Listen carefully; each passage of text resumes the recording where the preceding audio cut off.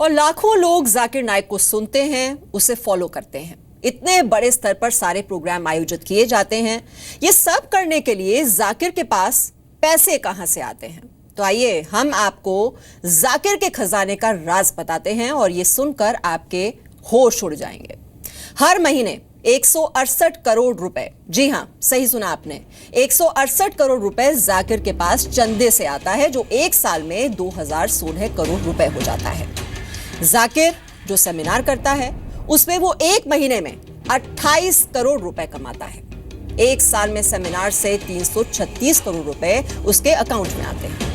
इसके अलावा जाकिर की संस्था, जिसका नाम यूनाइटेड इस्लामिक एड है, उसे सालाना तकरीबन 168 करोड़ रुपए मिलते हैं। अगर इन सब को जोड़ दिया जाए तो जाकिर की एक महीने की कुल कमाई 2512 करोड़ रुपए होती है। और आइए अब सबसे अहम सवाल, तेजी से बदलते दौर में मुसलमानों की जरूरत आखिरकार क्या है? विकास या फिर जाकिर नाइक जैसे आतंकी उपदेशक? ये सवाल करोड़ों मुस्लिमों के दरवाजे पर खड़ा है। मुसलमानों की वो आबादी जो अब तक शिक्षा, मूलभूत जरूरतों और 2 वक्त की रोटी से महरूम है, क्या उसका पेट आतंकी उपदेशों से भरेगा या फिर विकास उसकी जिंदगी को बेहतर करेगा? इस रिपोर्ट को आप देखिए और खुद ही तय कीजिए। What they were doing is surely they were educating the Buddhists. If he is terrorizing America, the terrorist, biggest terrorist, I am with him. Every Muslim should be a terrorist. The thing is that if he is terrorizing a terrorist, he is following Islam. सुना आपने, लाखों की भीड़ के सामने doctor Zakir Naik कैसे बिना रुके ज्ञान देता है, लेकिन इस ज्ञान में कहीं भी, कभी भी, रत्ती भर भी मुसलमानों के विकास, मुसलमानों की गरीबी या फिर मुसलमानों को आगे बढ़ाने की बात नहीं होती है। जाकिर की बातें सिर्फ लोगों को गुमराह करती हैं। Why are Muslims not allowed to say Vande Mataram? It says that I bow down to my motherland, which is prohibited. In Islam, we only bow to our Creator Allah Subhanahu wa Taala. Zakir के दावे के मुताबिक भारत में लाखों मुस्लिम उसके follower हैं। जाकिर चाहे तो उन मुसलमानों को गरीबी से लड़ने में मदद कर सकता है, उन्हें शिक्षित कर सकता है, लेकिन ऐसा है नहीं। जबकि आंकड़े बताते हैं कि भारत में मुसलमान बेहद पिछड़े हुए हैं। मुसलमानों में 30% आबादी अशिक्षित है। 6 से 14 साल की उम्र में 25% बच्चे स्कूल छोड़ देते हैं। यही नहीं, शिक्षा के बाद मुसलमानों में बेरोजगारी दर की बात करें तो वो भी बेहद खराब है। 18% मुसलमान बेरोजगार हैं। लेकिन जाकिर को ये आंकड़े नहीं दिखते, वो सिर्फ धर्म की बात करता है और वो बातें इतनी खतरनाक होती हैं कि लोगों को आतंकवादी तक बना देती है। If he's on the truth, if he's fighting the enemies of Islam, I'm for him. I don't know what he's doing. If he's terrorizing America, the terrorist, biggest terrorist, I'm with him. सिर्फ शिक्षा में नहीं, काम धंधे के मामले में भी मुसलमान पिछड़े हुए हैं। भारतीय उद्योगों में ऊंचे ओहदे पर सिर्फ 2.67% मुसलमान हैं। भारतीय प्रशासनिक सेवा में 3% मुसलमान हैं। भारतीय पुलिस सेवा की बात करें तो इसमें सिर्फ 4% मुसलमान की मौजूदगी है। भारतीय विदेश सेवा में तो आंकड़ा और खराब है, सिर्फ 1.8% मुसलमान भारतीय विदेश सेवा में काम करते हैं। लेकिन जाकिर नाइक को यह सब नहीं दिखता।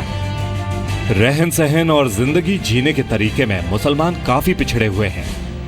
ग्रामीण इलाकों में मुसलमानों के पास महज 11% जमीन है और भारत में औसतन एक मुसलमान रोजाना सिर्फ 32.66 रुपये खर्च कर पाता है, जबकि दूसरे धर्म के लोगों की खर्च करने की क्षमता ज्यादा है। लेकिन इन सब के बीच जो बड़ा सवाल है, उसका जवाब न जाकिर के पास है और न जाकिर के समर्थकों के पास। जाकिर को छोड़कर विकास की राह कब चुनेंगे मुसलमान? जाकिर जैसों की वजह से ही मुसलमान विकास में पिछड़ रहा है। ब्यूरो रिपोर्ट, जी मीडिया। तो आतंक का पाठ पढ़ाने वाले चाहिए या फिर विकास चाहिए, ये जो सवाल है इसका जवाब तो मुसलमानों को ही देना होगा, तलाशना होगा। बहरहाल जाकिर नाइक मामले पर जो अपडेट है वो आपको हम दे दें। इस मामले पर केंद्रीय गृह मंत्री और सूचना प्रसारण मंत्री ने बातचीत की है। राजनाथ सिंह और वेंकैया नायडू के बीच ये बातचीत फोन पर हुई है। इससे पहले आज शाम सूचना प्रसारण मंत्रालय में अहम बैठक हुई, जिसमें जाकिर के पीस टीवी को भारत में दिखाए जाने के मामले की जांच के आदेश दिए गए। जाकिर नाइक के पीस टीवी पर हाई लेवल मीटिंग हुई। इसमें सूचना प्रसारण मंत्रालय के अधिकारी, गृह मंत्रालय के अधिकारी, स्पेस डिपार्टमेंट के अधिकारी, आईबी और एनआईए के अधिकारी शामिल हुए।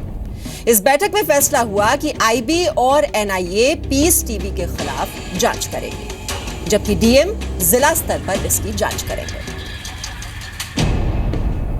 Monitoring committees, state monitoring committees इसको मॉनिटर करके इसके ऊपर एक्शन ले सकते हैं। उनका जो पूरा प्रसारण का इक्विपमेंट है उसको जब्त भी करा जा सकता है। आज जो मीटिंग हुई वो इसी चर्चा को, इसी विषय को लेकर हुई। इसमें सभी स्टेक होल्डर्स थे, एमएचए के अधिकारी थे, आईटी के अधिकारी थे, हमारे मंत्रालय के अधिकारी थे और सभी डिस्ट्रिक्ट मॉनिटरिंग कमिटीज को ये एडवाइजरी जारी हो रही है और एमएसओज को भी ये जारी हो रही है कि ये जो लिस्ट है जिसके अंदर चैनल्स जो प्रसारण करने की अनुमति है, उसके अलावा अगर आप किसी को प्रसारित करेंगे तो वो कानून के विरुद्ध है और एक्शन लिया जाएगा। और इससे पहले केंद्रीय गृह मंत्री राजनाथ सिंह ने कहा था कि जाकिर के सभी भाषणों की जांच होगी, जबकि महाराष्ट्र सरकार ने भी अपनी ओर से जांच के आदेश दे दिए। जाकिर नाइक की केसेस का हम लोगों ने कॉग्निजेंस लिया है और इस संबंध में आवश्यक निर्देश जारी किए गए हैं। उनकी स्पीचेज और उनकी जो सीडीज हैं उनकी स्पीचेज को प्रॉपर्ली एग्जामिन किया जा रहा है। जो जस्टिफाइड होगा वह किया जाएगा और इतना मैं आश्वस्त करना चाहता हूं कि जहां तक भारत सरकार का प्रश्न है, टेररिज्म से किसी भी सूरत में हम लोग कॉम्प्रोमाइज नहीं करेंगे।